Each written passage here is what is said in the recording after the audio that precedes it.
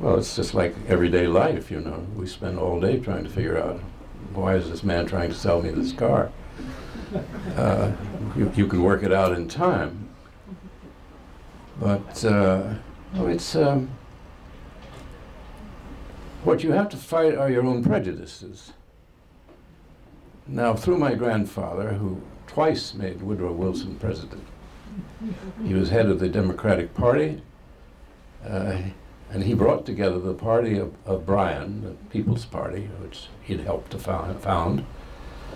And they made common cause with the big city parties, big city machines of Tammany Hall and the big cities of New Jersey where Woodrow Wilson lived.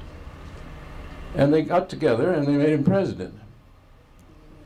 But they were all the populists were essentially pacifists. Certainly they were anti-imperial. Well, everything went wrong from the beginning with Wilson, and he listened to other voices. And he was all set to join European wars. And my grandfather figured that out, and so they broke. Comes 1916, and Wilson's up for re-election, and there's nobody who can help him in the campaign but Senator Gore, representing, as he did, not only the old populist party, but he was quite popular in California. So Tumulty, who was the secretary to Wilson, gave a desperate call because Senator Gore was sitting out the election. He had withdrawn to his beautiful capital of Oklahoma City. And Tumulty says, "You've got to come out here and save the party." And my grandfather reluctantly said, "Okay, I'll stump California for you. I'll go into every district of it. But I'm going to use the slogan, 'He kept us out of war, and I expect him to.'" This is 1916, and he was already planning to get us in.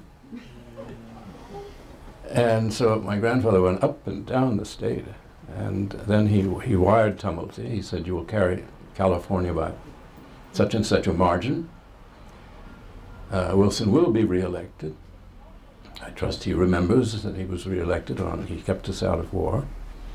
Well, there's a great story about my grandfather. You know, being an atheist, he never talked about religion.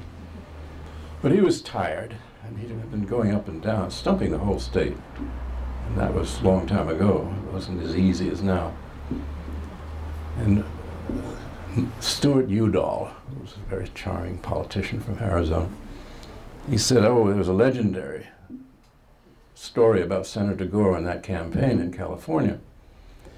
He was a real spellbinder, and he'd gone into a big hall. Being blind, he didn't know where he was. So he was just led in. They put him in front of the lectern, and it's a good audience. And he said, "It is certain to me that we are in the hands of a president who is dedicated, that no sons of ours will fight on foreign soil. That is as certain as Jesus Christ is our Lord."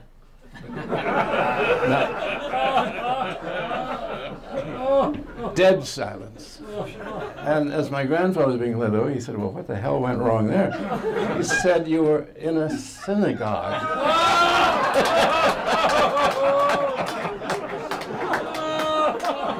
So the atheist had come a cropper.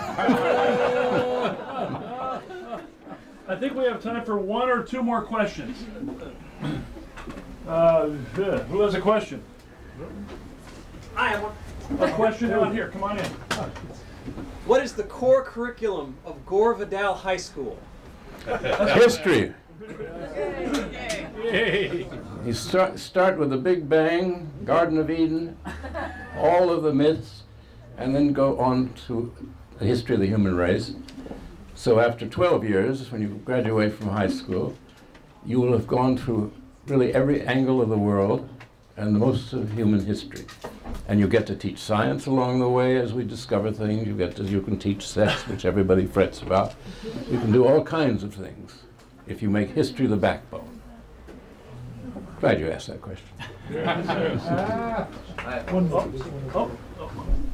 A question here, but a question from the cameraman. Who's it? You first, and then I'll end it with Bruce. When I mentioned where I was coming tonight, one of my brighter students sort of dismissed you as one of those hell in a handbasket guys. She said that she doesn't think that satirists can ever be optimistic, that they're always talking doom and gloom, and I disagreed. But I want some first-hand evidence. Can you give me some bit of good news I can bring to her? Tell her that hell does not come in handbaskets.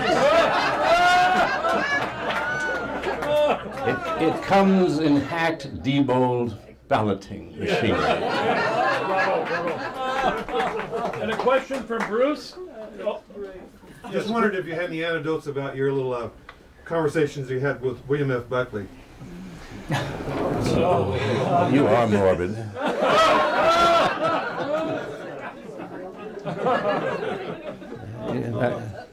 That's a case, that one. Michael Mathias. Arthur Miller wrote a play called Death of the Salesman. He said it was successful because it crossed the moment of history, the Depression, and had an impact on people. If you were going to write a play called The Death of the President now, how would you approach it?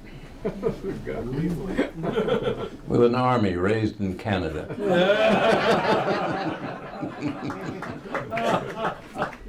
I see a question from across the fence. Can you shout? Okay, relative to the corporate lockdown on the media, it has been said that the internet is the public's last chance for democratization. Could you comment? I agree. But we must be vigilant because they will find a way of taming it and using it and palimpsesting it, which is writing over the writing that was meant to be other than what it was. No, it's, I'm sure there are contingency plans right now for taking control of it. Let's hope they do not win out. Mr. Vidal. Yes, sir. Is this the first time you've appeared with a metal hook hanging over your head?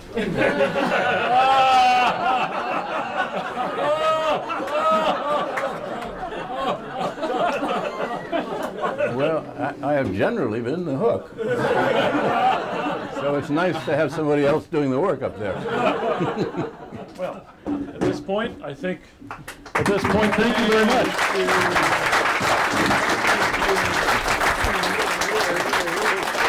For signing, shall we move this chair up? Oh, yeah.